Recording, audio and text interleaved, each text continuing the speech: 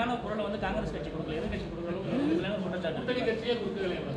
இல்லை, அண்ணா பல்கலைக்கழகம் விவகாரத்தை பொறுத்த வரைக்கும் நீங்கள் வந்து அண்ணா பல்கலைக்கழகம்னு இல்லை, எங்கே வந்து பெண்களுக்கு எதிரான குற்றங்கள் நடந்தாலும் அது கடுமையாக நம்ம குரல் கொடுக்க வேண்டியது நம்ம எல்லாத்துடைய கடமை. அது ஆண் பெண் வித்தியாசம் கிடையாது.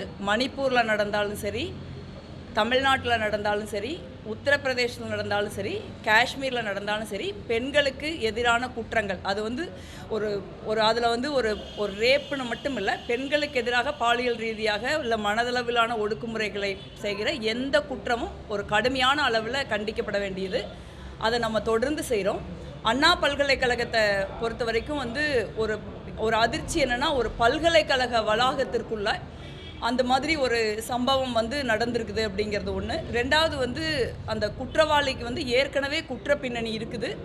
ரெண்டாவது வந்து அந்த பெண்ணிடம் வந்து அந்த பல்கலைக்கழக வளாகமே அப்படி ஒரு பாதுகாப்பு இல்லாத சூழலில் நடந்துக்கிற அளவுக்கு இருக்குதுங்கிறது நமக்கு அதிர்ச்சி அளிக்கக்கூடியதாக இருக்குது. இது ரொம்ப முக்கியமான விஷயம். அண்ணா பல்கலைக்கழகத்தை மட்டும் இல்லாமல் அனைத்து கல்வி நிறுவனங்களுமே வந்து பெண்களுக்கு பாதுகாப்பான இடங்களாக மாற்றுறதுக்கு தமிழ்நாடு அரசு கட்டாயம் நடவடிக்கை எடுக்கணும். இது ஒரு அண்ணா பல்கலைக்கழக இன்சிடெண்ட்டாக மட்டும் சுருக்கி பார்க்கக்கூடாது.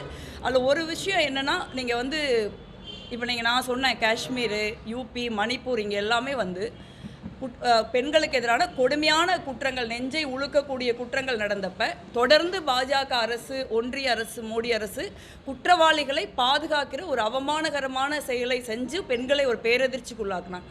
இங்கே தமிழ்நாடு அரசாங்கம், குறிப்பாக தமிழ்நாடு காவல்துறை ரொம்ப குயிக்காக நடவடிக்கை எடுத்திருக்காங்க. குறிப்பாக அந்த பெண்ணை வந்து நான் பாராட்டுறேன். பொதுவாகவே வந்து சமூகத்தில் அது எந்த சமூகமாக இருந்தாலும் பெண்களுக்கு எதிரான குற்றங்களை பற்றி இல்லை கொடுமையான பாலியல் வன்கொடுமைக்கு உள்ளாகிற பெண்கள் அதை வெளியில் சொல்கிறப்ப சமூகம் வந்து அந்த பாதிப்பிற்கு உள்ளான பெண்ணை தான் ஒரு குற்றவாளியாகவும், அந்த பெண்ணை நோக்கி 1000 கேள்விகளை கேட்கக்கூடிய ஒரு சமூகமாகவும், குற்றவாளிகளை பற்றி சிந்திக்காத சமூகமாகவும் துரதிருஷ்டவசமாக நம்ம இருக்கோம். பட் அந்த மாதிரி ஒரு சூழலில் கூட அந்த பெண் வந்து குற்றத்தை நம்ம வந்து குற்றவாளிகளை நமக்கு எதிராக நடந்த கொடுமையை வந்து நம்ம இதை காவல்துறைக்கு சொல்லணும் அவங்க நினச்சதை நான் ரொம்ப பாராட்டுறேன். இது வந்து எல்லா பெண்களுக்குமே ஒரு உதாரணம். ஆன்லைனில் கூட நிறைய அப்யூசஸ் நடக்குது. ஆனால் நிறைய பேர் பயந்துக்கிறாங்க. அதை நானே கூட அந்த மாதிரி ஆன்லைன் அப்யூஸுக்கு பாஜகனால் ஆளாகியிருக்கேன். அப்போ அதை வெளியே பேசணுங்கிறது ரொம்ப முக்கியமான ஒன்று. உடனடியாக காவல்துறை நடவடிக்கை எடுத்திருக்காங்க. ரெண்டாவது வந்து எனக்கே ரொம்ப அதிர்ச்சி தான், அந்த எஃப்ஐஆர் வந்து லீக் ஆகுது, பேரோட லீக் ஆகுதுங்கிறது வந்து அதிர்ச்சி தான். இந்த பேரோட வர்றது லீக் ஆகல நிறைய விஷயங்கள் நம்ம பார்க்க வேண்டியிருக்கு. இதற்கு முன்னே பொள்ளாச்சி பிரச்சனை நடந்தப்ப அப்போ அதிமுக அரசாங்கம் நீங்கள் வந்து ஒரு போலீஸில் இருக்கிற ஒரு உயர் காவல்துறை அதிகாரி இதே போல் ஒரு ஊடகவியலாளர் சந்திப்பில் அந்த பாதிக்கப்பட்டுடைய பெண்ணுடைய பெயரை, புகார் அளித்த பெண்ணுடைய பெயரை வெளிப்படையாக சொன்ன ஒரு சம்பவம் இங்கே நடந்திருக்கு. அதற்கு அர்த்தம் என்ன அப்படின்னா, யாராவது வந்து இனிமேல் பாதிக்கப்பட்டதை வெளியில் சொன்னீங்கன்னா உங்களுக்கு இதான் நடக்குங்கிற மிரட்டல். இன்றைக்கு வரைக்கும் பொள்ளாச்சியில் அவ்வளோ கொடுமையான வீடியோக்கள் நம்ம பார்த்தோம். ரொம்ப நாள் ஆனால் கூட இன்றைக்கி நினச்சி பார்த்தா ஒரு நெஞ்சே நடுங்குத. நாடாளுமன்றத்தோடு நான் பேசியிருக்கேன். அந்த மாதிரி ஒரு சூழலில் வந்து பெண்களுடைய பெயரோட குற்றப்பத்திரிகை ரிலீஸ் ஆகிறதோ இல்லை அவர்களுடைய பெயர் காவல்துறை மூலமாக வெளியில் வர்றதோ ரொம்ப ஒரு நமக்கு ரொம்ப டிஸ்டர்பிங்கான விஷயம். இதை பொறுத்த வரைக்கும் ஒன்றிய அரசாங்கம் வந்து எழுத்துப்பூர்வமாக கொடுத்துருக்காங்க. இந்த மாதிரி இது என்ன, இந்த ஒரு நம்ம ஐபிசியை வந்து இந்த பாரதி என்னமோ இந்தி பேரில் மாற்றிருக்காங்க. அந்த மாதிரி அந்த இந்தி பேரில் மாற்றுறதுக்கு குற்றவியல் நடைமுறை சட்டங்கள் வந்து ஒரு இந்தி பேரில் மாற்றப்பட்டிருக்கிறப்ப அந்த ப்ராசஸில் இது நடந்திருக்கலாம்னு அவங்க கொடுத்துருக்காங்க. பட் அது என்ன விதமான டெக்னிக்கல் அப்போ வந்து தமிழ்நாட்டில் மட்டும் இல்லை, இந்தியா முழுக்க இந்த மாதிரி பெண்கள், பாதிக்கப்பட்ட பெண்களுடைய பேர் வந்து வெளியே வரக்கு வாய்ப்பு இருக்குது. அதை வந்து ஒன்றிய அரசாங்கம் உடனடியாக ஃபிக்ஸ் பண்ணணும். அது தொடர்பாக நானும் உள்துறை அமைச்சர்கிட்ட பேசலான் இருக்கேன். ஏன்னா இந்த மாதிரி இன்னும் கொஞ்சம் ரொம்ப நாள் ஆகுதுன்னு வச்சுக்கோங்க. இப்போ ஒவ்வொரு பெண்ணுடைய பேரும் நம்ம லீக் ஆகிட்டே இருக்க முடியாது. அது ஒன்று. அதனால் இந்த மாதிரி இந்த விஷயங்களில் வந்து இதில் வந்து நமக்கு ஒன்றும் சமரசமே கிடையாது. எந்த கட்சி ஆட்சியில் இருக்கிறாங்க, யார் இல்லை, அது பிரச்சனை கிடையாது. ஒரு பெண் பாதிக்கப்பட்டால் அதில் எந்த விதமான சமரசம் இல்லாமல் நடவடிக்கை எடுக்கணும். இங்கே வந்து குற்றவாளிகளை காப்பாற்ற முயற்சி செய்யாமல் நடவடிக்கை எடுத்திருக்கிறாங்கிறது நம்ம கவனத்தில் கொள்ளணும்.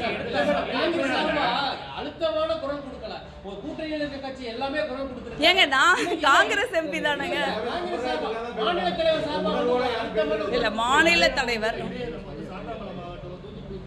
இல்லை, எதா இருந்தாலுமே இல்லை நீங்கள் நடவடிக்கை எடுத்திருக்காங்களே. இப்போ நான் காங்கிரஸ் எம்பி தானே, நாங்கள் உடனடியாக ரெஸ்பாண்ட் பண்ணியிருக்கிறோம்ல. இது என்ன ஆகுதுன்னா, நான் என்ன நினைக்கிறேன்னா, இந்த கேஸை பொறுத்த வரைக்கும் என்னுடைய கருத்து இல்லை எங்கள் கட்சியினுடைய கருத்தாகவும் அது இருக்கலாம். இது வந்து நடவடிக்கை எடுக்கப்பட்டிருக்கு. நடவடிக்கை எடுக்காமல் நாங்கள் இதே ஒன்று சொல்கிறேன். பாரதிய ஜனதா கட்சியினுடைய மாநில தலைவர் சாட்டையில் அடிச்சுக்கிறாரு. நான் ஒன்று கேட்குறேன். கேடி ராகவன் ஒருத்தர் அவங்க கட்சியில் இருந்தாரா இருக்காரான்னு நமக்கு தெரியல. பாரதிய ஜனதா கட்சியை சேர்ந்த ஒரு பெண்ணுக்கிட்ட ரொம்ப அசிங்கமாகவும் அருவருக்கவும் பாலியல் ஒரு ஒரு ஒரு பாலியல் கொடூரத்தை அவர் நிகழ்த்துறார். அந்த வீடியோவை வந்து கோடிக்கணக்கான மக்கள் எல்லாம் பார்த்தாங்க. உண்மையா இல்லையா? அதுக்கு இது ஒரே நிமிஷம் இல்லை ஒப்பிட முடியாதுல்ல. இருங்க ஒரே நிமிஷம். இல்லை நீங்கள் எதுக்கு பிஜேபி சார்பாக பேசுகிறீங்க? இருங்க நான் முடிக்கிறேன். நீங்கள் பதட்டப்படாதீங்க. பாஜகவை காப்பாற்றுகிற எண்ணம் உங்களுக்கு இருக்கலாம், அதனால் நீங்கள் பதட்டப்படாதீங்க. நான் முடிக்க விடுங்க. அப்போ இதே பாஜகவுடைய மாநில தலைவர் ஒரு கமிட்டி அமைக்கிறார். அந்த கமிட்டியோடைய கமிட்டி அமைச்சு அந்த கமிட்டி 1 மாதத்திற்குள்ளே வந்து நடவடிக்கை எடுக்கும் இதே பாஜகவின் மாநில தலைவர் தான் சொன்னார். அந்த கமிட்டி என்னாச்சு, அந்த ரிப்போர்ட் என்னாச்சு? அதுக்காக நாங்கள் ஒரு 50 சாட்டைகள் அவருக்கு அனுப்பலாமா? நான் என்ன சொல்கிறேன்னா, அதுவும் இல்லாமல் அந்த சாட்டை சம்பவம் எப்போ நடக்குதுன்னு நீங்கள் பாருங்கள். சாட்டை சம்பவம் எப்போ நடக்குது அப்படின்னா, அண்ணாமலை அவர்களுடைய சொந்தக்காரர் வீட்டில் ஒரு பெரிய ரெய்டு நடக்குது. அந்த ரெய்டில் 13 கோடி ரூபாய் பிடிக்கப்பட்டதாக சொல்கிறாங்க. 250 கோடி ரூபாய் டாக்குமெண்ட் வருதுன்னு சொல்கிறாங்க. நீங்கள்லாம் போய் கேள்வி கேட்குறீங்க. ஏன் அந்த அவர் உங்களுக்கு என்ன சொந்தம்னா, எனக்கு அக்கா சொந்தம், ஜோதிமணி அக்கா சொந்தம், செந்தில் பாலாஜி அண்ணன் சொந்தம், விஜயபாஸ்கர் அண்ணன் சொந்தம்னு சொல்கிறார். நான் கேட்குறது என்னென்னா, அதெல்லாம் இருக்கட்டும், உங்களுடைய அக்காவின் கணவர் சிவக்குமார் உங்களுக்கு சொந்தமாக இல்லையா?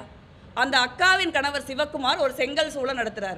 அந்த செங்கல் சூளையோட பார்ட்னர் தான் வந்து இந்த 13 கோடிக்கு அமலாக்கத்துறை பிடித்த 250 கோடி ரூபா டாக்குமெண்ட் பிடித்த ஒருத்தர். அந்த நேரத்தில் அதை திசை திருப்பறதுக்கு தான் இது அரசியல் ஆகுதே ஒழிய வேறு எந்த காரணத்திற்காகவும் இது அரசியல் ஆக்கப்படலை நான் சொல்கிறேன். இல்லை பாஜக இல்லை ஒருத்தர் பேசிக்கிட்டு இருக்கிறப்ப அவங்கள முடிக்க விடணும். அது எதுக்கு அவங்க முடிக்கவே விடாமல் எது கேள்வி? இல்லை தப்புன்னு கிடையாது. மணிப்பூரில் அது தப்பான ஒப்பீடா? மணிப்பூர் வந்து ஒரு தப்பான ஒப்பீடா? இல்லை வந்து உத்தரப்பிரதேசம் ஒரு தப்பான ஒப்பீடா? அதுவும் இந்தியாவில் தானே இருக்குது.